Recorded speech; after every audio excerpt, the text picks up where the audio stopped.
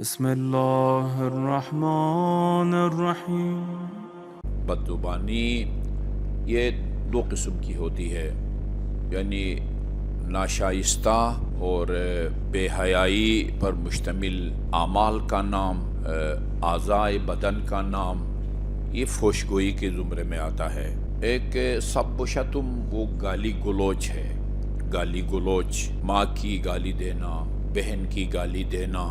وہ پنجاب کا ایک علاقہ ہے جس میں نے بچپن کا ایک حصہ گزارا ہے۔ ادھر پھوپھی کی بھی گالی دی جاتی ہے، ماں بہن کی گالی تو عام ہے، پھوپھی کی بھی گالی دی جاتی ہے۔ گالی بعض اوقات قذف کے زمرے میں آتا ہے۔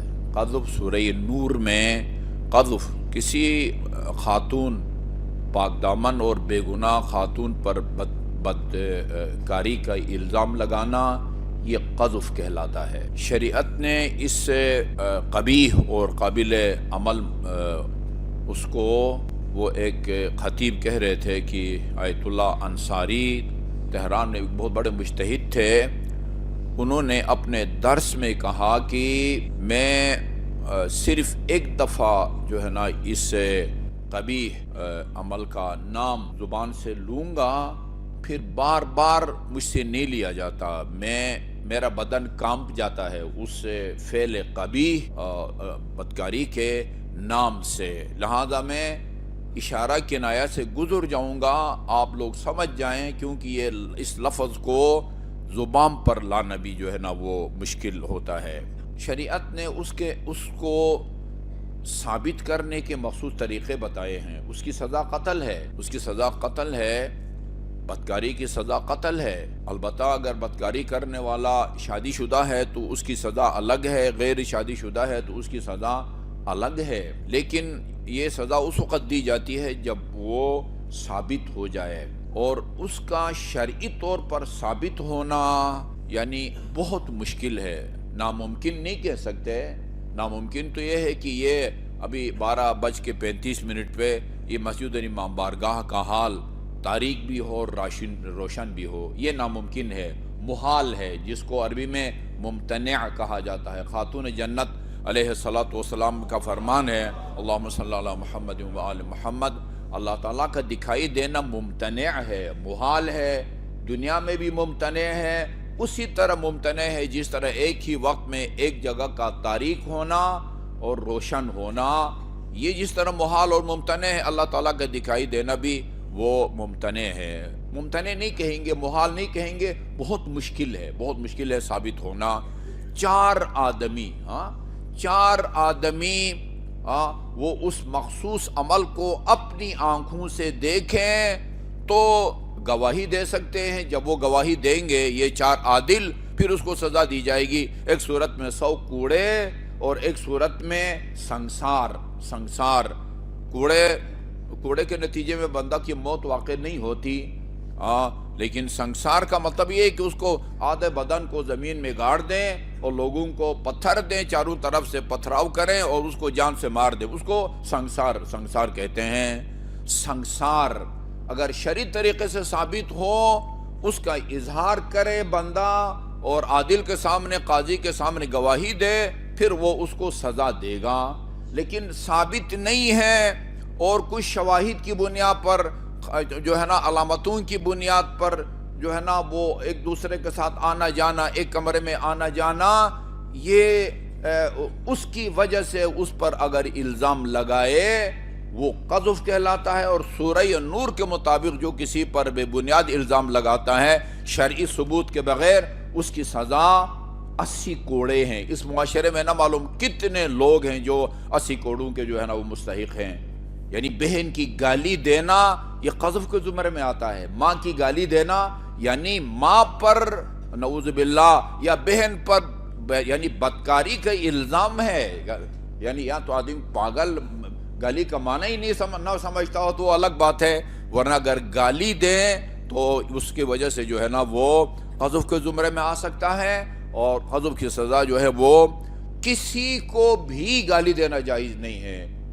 مسلمانوں کا کوئی فرقہ ہو، کافر، یہودی، کسی کو بھی گالی دینا وہ جائز نہیں ہے۔ بلکہ میں ابھی آیت اللہ دستگیر کی کتاب وہ گناہان کبیرہ پڑھ کے آ رہا تھا. بعض روایات میں ہے حیوانات کو بھی گالی دینا جائز نہیں ہے. یعنی میں اس کا تجزیہ اور تحلیل میں نہیں کر سکتا. جی ادھر بھی جو ہے نا وہ غلط بیانی ہوتی ہے, ادھر بھی جو ہے نا بے بنیاد الزام وہ لگ جاتا ہے. یہاں تک ہے بعض روایات کے مطابق حیوانات کو بھی گالی دینا وہ جائز نہیں ہے. گالی دینا الگ ہے, فحش گوئی الگ ہے. فحش گوئی الگ ہے. غلط کام کا ذکر کرنا, غلط نازک اعضاء کا نام لینا, یہ فحش گوئی کے زمرے میں آتا ہے. روایات بہت ہیں, صرف ایک روایت میں آپ کی خدمت میں عرض کرتا ہوں جو رسول اکرم صلی اللہ علیہ وآلہ وسلم سے منقول ہے. اللہم صلی علی محمد و آل محمد. یہ اصول کافی میں ہے, اصول کافی غالباً جلد نمبر 2 میں ہے. فرمایا ان اللہ حرم الجنت علی کل فحاش بذی. اللہ تعالیٰ نے ہر فحش گو, فحش بکنے والے اور بد زبان, بذی, اس پر جنت کو حرام قرار دیا ہے. جنت کو حرام قرار دیا ہے. قلیل الحیا, عام ہے نا بے حیا, بے حیا, قلیل الحیا. ایک تو بے حیا ہے, حیا نام کی کوئی چیز ہی نہیں ہے. سڑکوں پر جو ہے نا پھرتی رہتی ہے, میری مرضی, میرا بدن یا میرا جسم, ان میں حیا نام کی کوئی چیز بالکل نہیں ہے, یا ہے لیکن کم ہے. یہاں پر مکمل بے حیا کا ذکر نہیں ہے, قلیل الحیا ہے, قلیل الحیا ہے. جی جو اس طرح بینر لے کے مظاہرے کرتی ہے ان میں حیا نام کی کوئی چیز ہی نہیں ہے. لیکن جو خاتون مکمل طور پر ایسے ہی وہ بے شک نماز وغیرہ بھی پڑھتی ہے لیکن وہ سر برہنہ نکلتی ہے اور یا آدھے سر کے بال باہر ہوتے ہیں, اس کو آپ کو حق پہنچتا ہے کہ اسے کہیں کہ یہ قلیل الحیا ہے. باحیا خاتون کبھی بھی اس طرح جو ہے نا وہ بے پردہ نہیں رہتی, نیم عریان جو ہے نا وہ باہر نہیں نکلتی. بے شک سڑکوں پر حجاب کے خلاف نہ آئے, بے شک جو ہے نا وہ حجاب کے خلاف وہ نہ کرے. میں نے ایک دفعہ پروگرام دیکھا ہے, پتہ نہیں کس چینل پر, ایک خاتون جماعت اسلامی کی تھی اور وہ حجاب کے حق میں بول رہی تھی, اور ایک خاتون بالکل مردوں کی طرح اس نے جو ہے نا وہ کٹنگ کرائی ہوئی تھی. اسلامی مملکت کے اندر مناظرہ کرایا جا رہا ہے, ایک خاتون حجاب کے حق میں اور ایک خاتون حجاب کے خلاف. حجاب کے خلاف جو خاتون دلائل دے رہی ہے وہ بغاوت کر رہی ہے اسلام سے اور قرآن سے اور رسول اکرم صلی اللہ علیہ وسلم سے.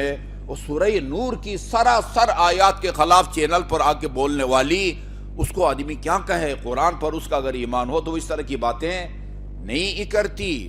بے حیا اور قلیل الحیا, اور اسی طرح فحش گو, بد زبان, فحش گو اور بے حیا یا کم حیا پر اللہ تعالیٰ نے جنت کو حرام قرار دیا ہے. اس کے بعد فرمایا ایسا آدمی لا یبالی ما قال, اس کو پرواہ نہیں ہوتی ہے کہ میں کیا کہہ رہا ہوں, ولا ما قیل فیہ, نہ اس کو اس بات کی پرواہ ہوتی ہے کہ مجھے کیا کہا جا رہا ہے. ایسے ایسے معاشرے موجود ہیں جہاں یا ایک تو ہوتا نا کوئی لڑائی جھگڑا ہو گیا, کسی سے دشمنی ہو گئی, وہ گالی گلوچ دیتے ہیں. نہیں, بڑے جگری یار ہیں جو ہر وقت ساتھ ساتھ رہتے ہیں, باتوں باتوں میں گالی تک یہ کلام بنی ہوئی ہوتی ہے ان کی, گالی. وہ اب نقل بھی نہیں اتار سکتا میں اس مقدس مقام پر. ایسی یار دوست بیٹھے ہیں, ان میں جو ہے نا وہ گالی کا لفظ زبان پر بول کے پھر اپنے سلسلے گفتگو کو وہ آگے بڑھاتے ہیں. اس کو پرواہ ہی نہیں ہے کہ مجھے کیا کہا جا رہا ہے. وہ خود بھی لوگوں کو گالی دے رہا ہے, دوست کو گالی دے رہا ہوتا ہے, آگے دوست کی گالی کو بڑی خندہ پیشانی سے سن بھی رہا ہوتا ہے. جس کو یہ نہیں پرواہ, لا یبالی, نہیں پرواہ. امیر المومنین کا فرمان ہے نا, ابو طالب کے بیٹے کو پرواہ نہیں ہے کہ موت اس کے اوپر گرتی ہے یا یہ موت کے اوپر جا کے گرتا. لا یبالی, اس بے حیا کو خبر ہی نہیں ہے, پرواہ ہی نہیں ہے کہ ما قالا, میں زبان سے کیا نکال رہا ہوں, وہ ما قیل فیہ ہے, مجھے جو ہے نا وہ کیا کہا جا رہا ہے. فإنک, عجیب ہے. اب یہ الفاظ بڑے سخت ہیں لیکن ان کو چھپانا خیانت کے زمرے میں آتا ہے. چھپانا ہوتا تو رسول خدا خود چھپاتے, لوگوں کی دل آزاری ہوگی, لوگ محسوس کریں گے.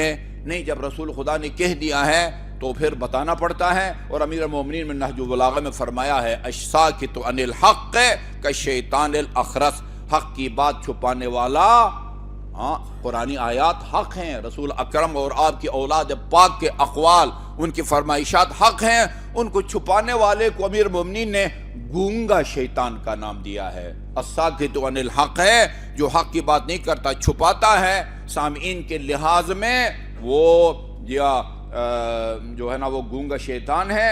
فَإِنَّكَ إِن فَتَّحْتَهُ، جو فحش گو ہے نا، ہر وقت اس کی زبان پر فحش گوئی ہے، گالی گلوچ ہے، اگر ان فتشتہ، اگر آپ تفتیش کریں گے نا، انکوائری اگر کریں گے، ذرا اس کا پس منظر معلوم کریں گے، تو لم تجدہ الا لغیۃ او شرک شیطان، اس کے پیچھے دو سبب کار فرما ہوتے ہیں، دو سبب، یا کسی یہ بدکاری کا نتیجہ ہے، یا پھر یعنی اس کی جو اولاد ہے نا اس میں شیطان نے بھی اپنا حصہ ڈالا ہوا ہے، یہ دو چیزیں ہیں۔ اچھا، راوی عرض کرتا ہے فقیل یا رسول اللہ افی الناس شرک للشیطان، یہ لوگوں کی اولاد میں بھی شیطان شریک ہوتا، اس میں اپنا حصہ ڈالتا ہے؟ فرمایا ہاں، تم نے قرآن کی آیت نہیں پڑھی؟ اللہ تعالیٰ فرماتا ہے، قرآن کی آیت ہے وَشَارِكْهُمْ فِي الْأَمْوَالِ وَالْأَوْلَادِ، کلیئر جسے کہتے ہیں نا کلیئر، اللہ شیطان سے کہتا ہے وَشَارِكْهُمْ فِي الْأَمْوَالِ وَالْأَوْلَادِ، لوگوں کے مال میں بھی اپنا حصہ ڈالو اور اولاد میں بھی اپنا حصہ ڈالو۔ اللہ رحمت نازل کرے، رضائے الہی ان کو شامل حال ہو۔ شیخ محسن علی نجفی رحمت اللہ علیہ اسی آیے کریمہ کے ذیل میں مختلف حوالوں سے، شیعہ حوالوں سے، سنی حوالوں سے لکھا ہے انہوں نے کہ جس کے دل میں علی کا بغض و دشمنی ہو اس کی اولاد میں شیطان کا حصہ ہوتا ہے، کنفرم ہے۔ یہ بہت ساری روایات چینلوں پر بھی جو ہے نا وہ آپ وہ سنتے رہتے ہیں، یہ مختلف اس کے پس منظر ہوتے ہیں، فوشگو اس کے پیچھے مختلف منظر ہوتے ہیں، جی ائمہ اہل بیت خصوصاً امیر مومنین سے دشمنی، اور یہ اس طرح کی چیزیں ہوتی ہیں جس کے نتیجے میں بندہ وَشَارِكْهُمْ فِي الْأَمْوَالِ، میں نے وہ آیت نہیں لکھی، جو ہے نا وہ صرف ترجمہ لکھا ہے، چونکہ کاغذ کا ٹکڑا ہے، کہیں ادھر ادھر بھی ہو سکتا ہے، اس لیے میں نے حوالہ بھی نہیں وہ نوٹ کیا ہے۔ نماز کے بعد اگر کسی کو حوالہ چاہیے ہو تو میں یہ یعنی سورہ نمبر اور آیہ نمبر، سورہ کا نام اور آیہ نمبر، وَشَارِكْهُمْ فِي الْأَمْوَالِ وَالْأَوْلَادِ، صاف قرآن کی آیت ہے، شیطان سے خطاب ہے، مال میں بھی اور اولاد میں بھی تم شریک ہو جا۔ اب کس قسم کے لوگوں کے مال اور اولاد میں شریک ہے وہ پھر روایات اور وہ بتاتی ہیں، حرام کام ہے۔ یعنی آیت اللہ دست غیب نے گناہان کبیرہ کے اندر، من جملہ گناہان کبیرہ میں سے گالی گلوچ دینا، کافر کو بھی گالی دینا جائز نہیں ہے۔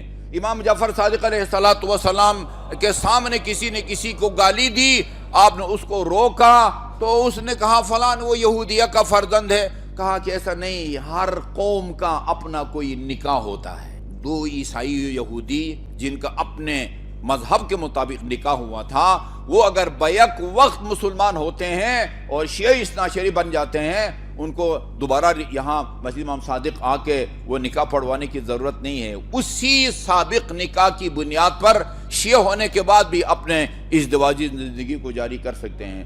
ہر قوم کا کوئی نکاح ہوتا ہے، لہذا گالی دینا اور مثلا ناجائز اولاد کہنا یہ جو ہے نا وہ جائز نہیں ہے، تو کسی کو بھی جائز نہیں دے سکتے۔ فوش گوئی یہ بھی جائز نہیں ہے، من جملہ گناہان کبیرہ میں سے ہے۔ یہ وہ عمل ہے کہ جس کو ترک کرنا ایک ہدیہ ثابت ہو سکتا ہے، جس کو ہم روز قیامت رسول اسلام صلی اللہ علیہ وسلم کی خدمت میں پیش کر سکتے ہیں۔